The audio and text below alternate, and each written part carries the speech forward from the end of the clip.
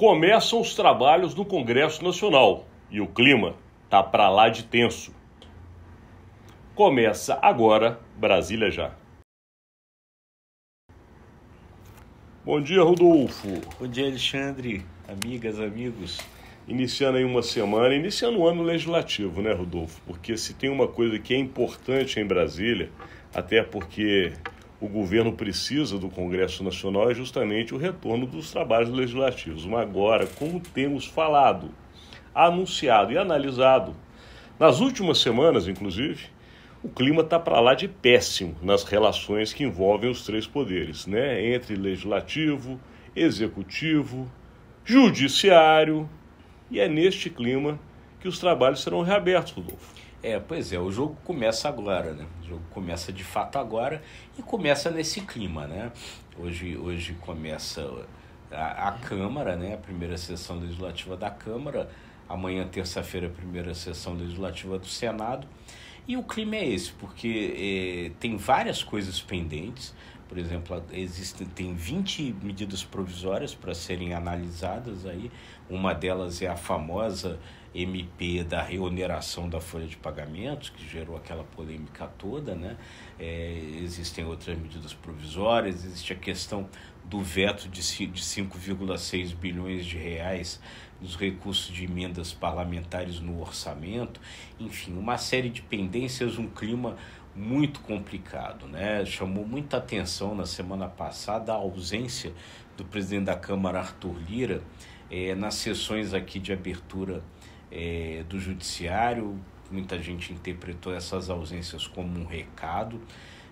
Então, é nesse clima que as coisas voltam a acontecer. E assim, para vocês terem uma ideia, que o Rodolfo já deu o resumo do que interessa de fato, o que está pegando, vamos dizer assim, no Congresso Nacional, mas cada um vem com as suas pautas de interesse. Então, por exemplo, o ministro da Fazenda, Fernando Haddad, já listou pelo governo 7 itens de interesse do governo para serem votados com a maior urgência. São projetos de lei, enfim, são assuntos que estão em tramitação no Congresso, que têm relação diretamente com os interesses econômicos do governo e que estão numa gaveta para serem votados, e se não for resolvido a questão que você bem disse do corte e da reoneração, esses assuntos não vão. Até porque o próprio presidente da Câmara, Arthur Lira, já mandou um recado duro. Diz que no Congresso Nacional nada avança se o articulador político do governo ou do Palácio do Planalto continuar sendo o ministro Alexandre Padilha. Neste momento, o presidente Lula fala não. Quem manda nesse sentido sou eu, porque afinal de contas é o ministro do meu governo, eu que o escolhi e ele está mantido. O presidente da Câmara não tem poder para retirar o ministro que foi indicado por mim. E Lira deixa claro, com Padilha não tem conversa. Haddad quer avançar nos seus projetos econômicos. O Congresso está insatisfeito com o corte. E como você bem disse, a relação com o Judiciário está muito azeda, para dizer o mínimo, porque Pacheco recebeu a oposição na semana passada, querendo já ações contrárias aos poderes do Supremo Tribunal Federal. Há assuntos em tramitação no Congresso nesse sentido.